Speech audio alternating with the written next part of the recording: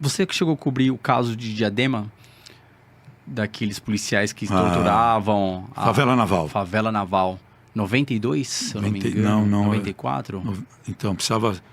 eu vou dar uma olhada. A produção vai pesquisar aqui. Favela Naval Diadema, não foi? Isso. Era um grupo de policiais. Na Favela Naval, o caso da Favela Naval ficou conhecido, porque o jornalista e a sociedade também reduzem. Então, é o caso da Favela Naval, o caso da Suzane von Richthofen, o caso do casal Nardoni, que matou, foi acusado de matar a menina Isabela. Também participei de todas essas coberturas. Nos últimos 45 anos, participei da cobertura da maioria desses casos que ficaram tristemente conhecidos. Mas o caso da Favela Naval foi o seguinte: dentro da Favela Naval, que ficava ali na beira da Anchieta, tinha uma denúncia de que traficantes vendiam drogas. E um grupo de policiais militares foi para lá para investigar. Só que tinha um cinegrafista escondido numa caixa d'água vazia. O apelido dele era Pica-Pau. Ele trabalhava até como câmera de um programa de auditório. E ele recebeu a informação de policiais civis que policiais militares, durante uma ronda, iam lá para acabar com a boca de drogas, né, com a venda de drogas, e eram muito agressivos. O Pica-Pau ficou escondido durante uma semana, não sei quanto tempo, nessa caixa d'água vazia, e de lá ele tinha uma visão panorâmica do que ia acontecer. E ele grava o momento em que policiais militares entram na favela, espancam as pessoas que foram comprar drogas, os usuários, e um deles, né, um policial, que ficou conhecido como Rambo, policial Rambo, que ele usava um boné ao contrário assim. Quem colocou esse apelido nele foi o falecido Marcelo Rezende, que ele fez a primeira matéria, e eu tive a oportunidade de, com ele, que em toda a equipe da TV Globo, fazer a primeira cobertura desse caso. Então, caso da Favela Naval. E esse Rambo, ele dá um tiro, o tiro atravessa o vidro de um carro e acerta um conferista, que trabalhava como conferente, e ele é morto. E essa história teve muita repercussão, porque essa fita, né, essa gravação foi passada para a TV Globo e teve muita repercussão. Cobri todo o caso da Favela Naval. Esse caso foi em 97. 97. Mas essa denúncia foi feita pelos próprios policiais da Polícia Civil. Então, a história que se falava naquela época é uma versão que, não estou aqui presumindo, sim, não estou aqui criticando, mas a versão que se tinha era que os policiais civis, eles eram os protetores daquela boca de drogas, de venda de drogas. Quer dizer, eles protegiam os traficantes. E os policiais militares iam para lá para atrapalhar a venda de drogas. Então, esses policiais militares teriam avisado, né, o cinegrafista, que não sabia dessa questão, e ele ficou ali para ele registrar um fato jornalístico. E a imagem é impressionante, os policiais agredindo, né, as pessoas que foram lá comprar drogas, e esse Rambo, ele pega e dá um tiro, sem nenhum motivo. Ele dá um tiro naquele... Era um carro Gol antigo. Ele dá um tiro, a bala passa pelo vidro e atinge o conferista. Olha lá, caso da Favela Naval. Conferente, tem o nome dele, mas é um caso que teve muita repercussão. Eu lembro. Você tem o símbolo até de exclusividade da Globo ali em cima, tá vendo? Caso de muita repercussão. A gente cobriu o caso inteiro até o julgamento dos policiais que acabaram sendo condenados. E esse Pica-Pau não tinha nada a ver com a produção da Globo? Não, ele pegou a imagem e mandou para você. Ele pegou a imagem, ele viu que era um fato gravíssimo e passou para a TV Globo. Como funcionam essas questões? Os caras ligam na redação: olha, eu tô com um material aqui.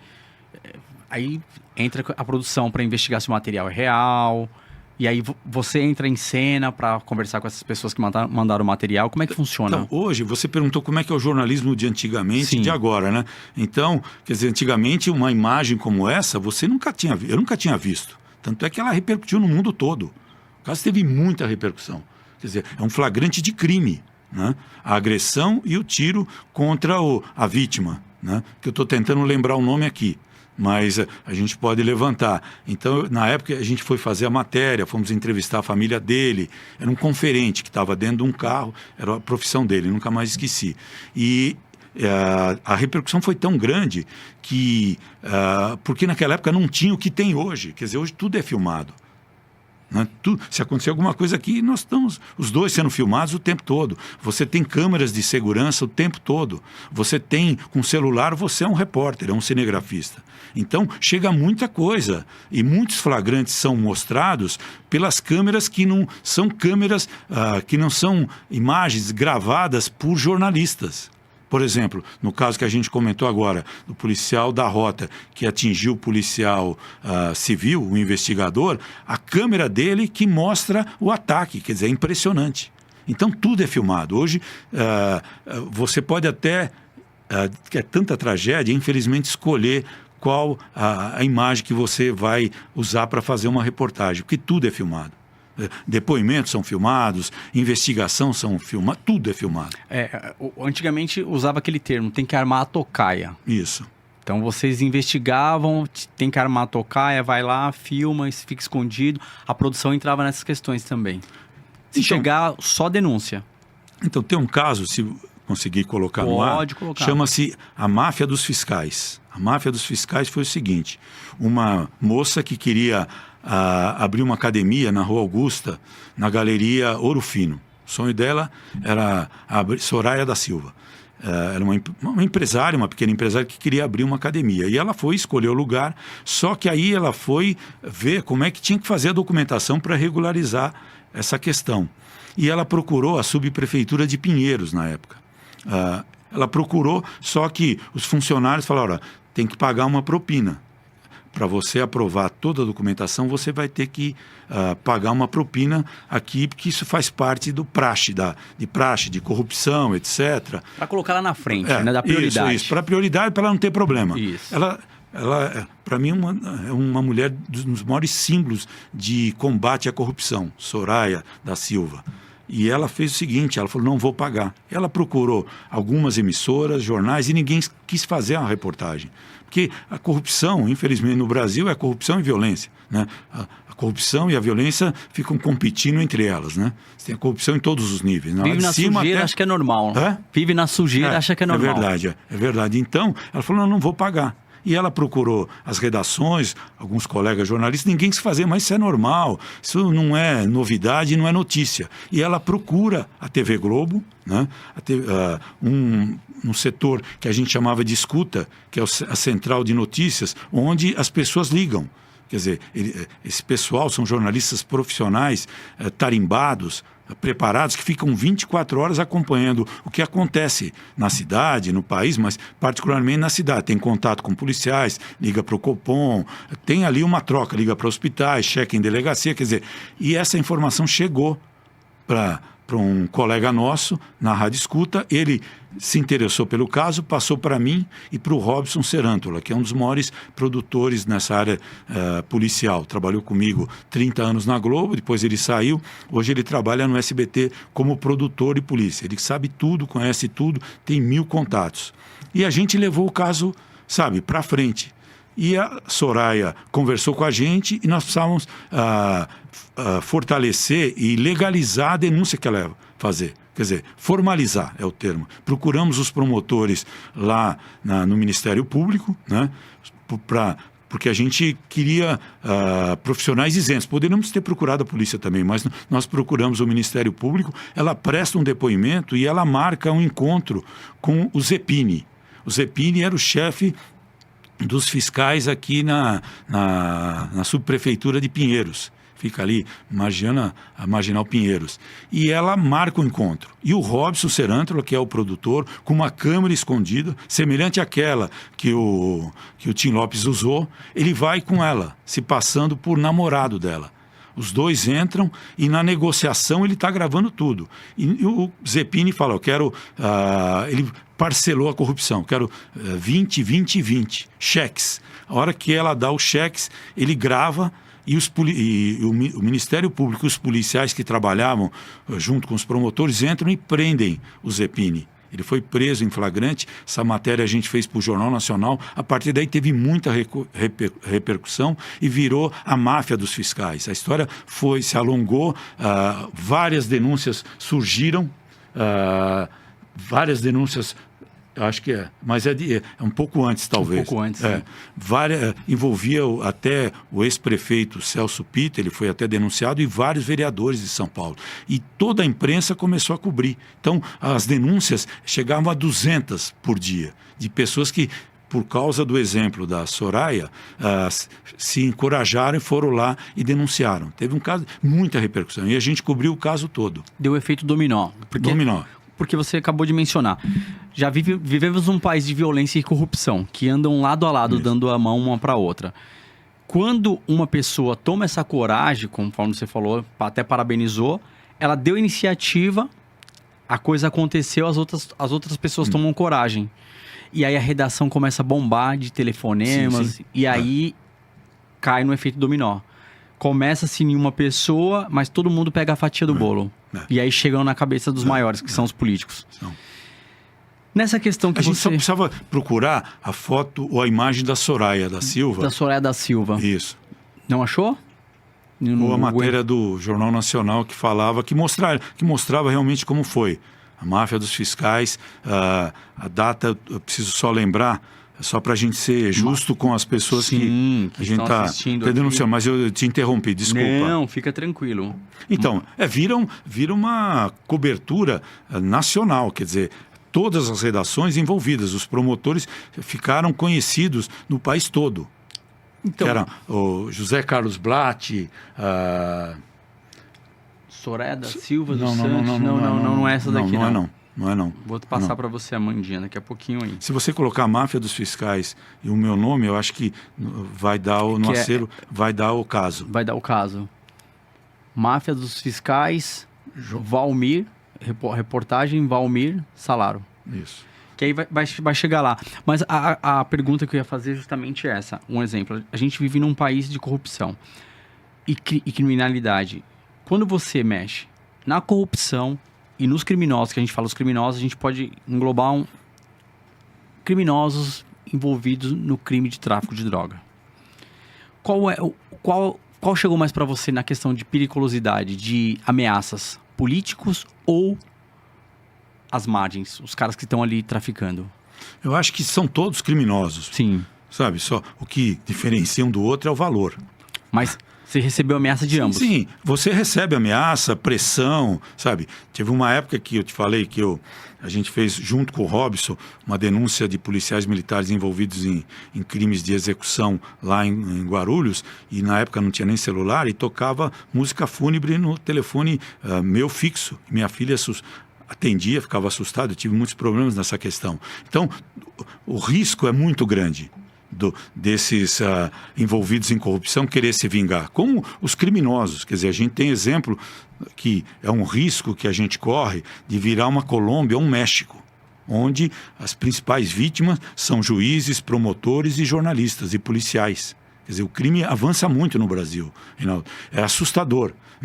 As pessoas não se preocupam porque, ou normalizam porque vêm pela televisão, PCC, Comando Vermelho, etc., mas vêm como grupos que estão ligados ao tráfico de drogas, tráfico de armas, que esses faccionados, como se chamam, não vai fazer mal para a gente que está saindo de casa. Quem vai fazer mal para a gente, que a gente corre risco, é o criminoso, que eventualmente é um menor ou maior de idade, que depois ele vai entrar para as facções, ou ele vai ter a proteção das facções, entendeu? Então, o risco é grande. O risco de se sofrer um atentado, uma violência. A gente já teve juízes que sofreram violência. A gente tem um juiz, Lincoln Caquia, que atua no interior de São Paulo, que é um promotor corajoso, arrojado, que vive cercado de segurança, que é o homem que mais conhece e já denunciou membros do PCC, do primeiro comando da capital. Eu já tive com ele lá no fórum onde ele trabalha, e para você entrar, tem policiais militares com fuzil. Você entra, depois tem uma máquina de detector de metais que você passa e a hora que você entra no gabinete dele, tem um policial armado. Ele vive assim. É um homem marcado para morrer. E os caras não esquecem, né? Hã? Os caras não esquecem. Não, ele já Passaram. sofreu tentativas, chama Lincoln Kakia. Ele é um dos promotores que eu acho que ele é um herói brasileiro. É um homem que, sabe, está dedicando a vida toda dele para combater o crime organizado. O que você falou aí da questão da corrupção, do efeito dominó, que aí entrou a questão política, que tudo são bandidos, como a gente coloca só aqui. Que... a questão do valor, né? Só a questão do valor e como vai afetar a sociedade. A política ela vai falando, vou matando aos poucos ou não, se alguém precisar de um hospital público, tá ferrado. E o ladrão que vai cometer o assalto, né, que é o sequência de homicídio, que aí o cara é o artigo, não sei qual é o artigo. É o latrocínio, que é o roubo seguido de morte. De morte. Também vai fazer a mesma coisa no imediatismo. A questão que eu coloco aqui para frisar, para a gente bater esse papo, conforme você falou que já passou por várias, qual foi o maior medo de morrer que você teve de alguma reportagem? Tipo assim, eu tive medo dessa reportagem, foi a que mais bateu assim... Eu não consegui dormir, fiquei com medo da família, porque você já trouxe várias vertentes aqui, olha, como repórter a gente passa apuros, minha família e tudo mais, mas qual foi a época assim que você falou, essa época foi a mais difícil? O risco é constante para todos os repórteres. Tá. Né? Quem cobre essa área sabe.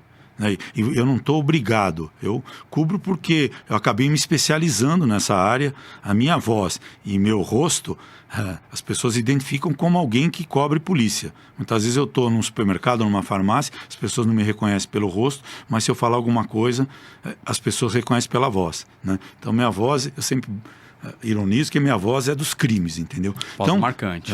Então já tive, eu tenho uma preocupação constante comigo, mas eu escolhi, nunca fui forçado a cobrir essa área, mas eu tenho família, hoje tenho netos e tenho o mesmo sobrenome e eu acho que existe um risco muito grande. Eu não sei o que pode acontecer. A violência está permanente e avançando. Não quero ser aqui um desesperançoso como, sabe, eu não quero passar isso aqui, mas é a sensação que eu tenho. Se você trouxer aqui um desembargador, um promotor, um policial, vai falar a mesma coisa. O crime avança muito no Brasil, porque os políticos hoje estão mais preocupados em se proteger e fazer falcatruas sem querer generalizar, e a gente vê isso no dia a dia, do que cuidar da questão da segurança pública. Sabe? Não tem um projeto nem estadual, nem municipal, nem federal, nada. E o Brasil é um país propício para isso, para ser até o centro do crime organizado. Já ouvi isso de um delegado há 10 anos atrás, porque você tem um país enorme, você tem uma fronteira seca de 14 mil quilômetros, que faz fronteira com os maiores produtores de maconha e cocaína do mundo, você tem uma fronteira que é a fronteira do mar, que você entra e sai a hora que você quiser, aeroportos bons em qualquer cidade média e grande de São Paulo, do Brasil. Eu já saí daqui para fazer uma matéria sobre a máfia colombiana. A gente pegou um avião pequeno no Campo de Marte, fomos até a divisa de Tabatinga e Letícia, né? Na divisa do Brasil com a Colômbia, sem ninguém nos parar. Você descia, trancava o avião, ia para o hotel, dormia como se fosse de carro. Quer dizer, isso há muito tempo atrás, década de 90. Né? Então, imagina hoje, né? Com jatos, com tudo, conversando, eu estou fugindo um pouco, mas já... Não, você tá abrindo aqui um leque que a gente começa a analisar que hoje, o que você está falando aqui, a gente não está pregando sensacionalismo, a gente está falando a verdade. Você está trazendo para mim um relato muito importante do que é o crime organizado hoje, que agora já se falam que a América do Sul ele já tomou e começou agora a invadir a Europa. É verdade. Você sabe mais do que eu sobre essas questões. E é devido a isso que lá atrás, nos anos 90, os já... Sim. Porque hoje existe uma ligação entre o PCC e os criminosos da Bolívia, da Colômbia. Eles se protegem. No Paraguai também. Tem Pedro Juan Caballero, que faz divisa com o Paraguai. Ali parece é uma rua, não sei se você conhece lá, é uma rua que divide os dois países. E tem muita gente trabalhando honestamente ali, tem muito comércio, mas tem criminosos que se aproveitam e vivem ali. Mas, voltando só a esse assunto, conversando com um delegado há pouco tempo atrás do Mato Grosso, ele está me explicando, falou assim, eu apreendo 1 tonelada de cocaína que entra por avião, por carro, por caminhão, por barco, pelo menos 10 toneladas passaram sem a gente saber. Então, isso mostra a dimensão de quanta droga que passa pelo Brasil. Em relação às ameaças, eu tenho muito receio. Já sofri ameaças, eu e outros colegas. Tanto é que essa semana estava até vendo uma cobertura na Globo News, isso acontece com os repórteres da Record e da Band. Lá no Rio de Janeiro, eles estão trabalhando com colete à prova de balas. Porque lá o crime organizado, as facções e as milícias tomaram conta de, sabe, quase 70% do município do Rio de Janeiro. Só acho que a orla que não está na mão do crime ainda. Mas você vê toda hora, sabe? E a polícia precisa de estratégia. Tem muita gente, a maioria é honesta, que vira refém dos criminosos, né? Tudo ali é negociado, o gás, a internet, tudo ali é negociado. E está na mão de quem? Dos bandidos. Então existe um poder paralelo. E esse poder paralelo vem avançando no país todo. A Bahia hoje é um lugar extremamente violento. A Amazônia também, dizem que, e quem é especialista nisso, eu sou um observador e converso com muita gente que é especialista e estuda e investiga esse tipo de crime. Quer dizer, a Amazônia já está na mão do crime. Pô, ali é fácil você sair lá da Colômbia, pegar um barco e ir até o mar. Sabe, levando cocaína, arma, o que você quiser. Você falando assim, a gente começa a pensar o seguinte... Estou desanimando o pessoal que está nos vendo. A gente fica meio complexo, barbarizado com essas situações, mas você começa a analisar o seguinte. A briga começou pequena, então foram dentro dos presídios as regalias, ela passou para a externa, da externa ela briga com a comunidade, ou seja... O justiceiro, o pé de pato, ele sai de cena, então entra o crime organizado. Então, o crime organizado toma as comunidades e aí ele vai ganhando as cidades. Depois ele ganha o estado e aí ele vai ganhando essa repercussão que você vai falando, que vai para Bolívia e tudo mais. Existem várias facções, mas você faz uma leitura aí que eu começo a olhar de fora que futuramente não existe mais facções. Vai existir uma facção que domina um todo. Pode ser. Pode ser. Ou como funcionava o jogo do bicho no passado. O jogo do bicho tinha um grande bicheiro, que depois virava aí presidente de escola de samba, e até hoje é assim no Rio de Janeiro. Aqui em São Paulo tem algumas ligações e tal, mas no Rio de Janeiro, folclore tem até uma série na Globoplay, né? O que vale é o que está escrito, que mostra bem como é essa ligação. Quer dizer, esses grandes bicheiros tinham os pequenos bicheiros que arrecadavam e repassavam para os grandes bicheiros. Pode ser que surja uma facção tão poderosa, uma ou duas, e facções menores vão se associar ou vão se ligar. Um levantamento parece que tem 70, 80 facções no país. A gente conhece as que estão toda hora na TV, que é o PCC, o Comando Vermelho, etc. Mas tem facções no país todo e vão se formando. E aí é o grande medo, porque na hora que se unirem, aí você fala... Sim. Aí o Estado e a sociedade estão em risco. E você não vê nada, Reinaldo, não vejo, cara. Eu não quero ser desesperançoso. Minha mulher fala, onde você vai, não prega a desesperança. Mas eu tenho que falar a realidade e ser honesto com as pessoas. Eu estou nisso há 45 anos. Se você trouxer aqui um policial, vai saber muito mais do que eu. Se você trouxer esse promotor, doutor Lincoln, que acompanha, ele vai te dar muito mais detalhes. Eu acompanho na parte superficial, porque eu vou cobrir um crime pronto. Mas os policiais estão lá, estão enfrentando o crime, estão correndo risco. Os promotores também, juízes também. Então, sabe, é um mundo à parte. Que a sociedade que vive num outro mundo mais luminoso, mais esperançoso, não tem contato. De repente, esse mundo passa para o mundo que a gente vive no dia a dia, entendeu? Aí é o risco. Mas eu acho que precisa, sabe, tomar consciência que se não investigar, não apurar, não... deixar esses criminosos sem nenhum contato, o crime vai avançar, e vai avançar mesmo. Não só o crime organizado, como o crime desorganizado, que é o que atinge a gente no dia a dia.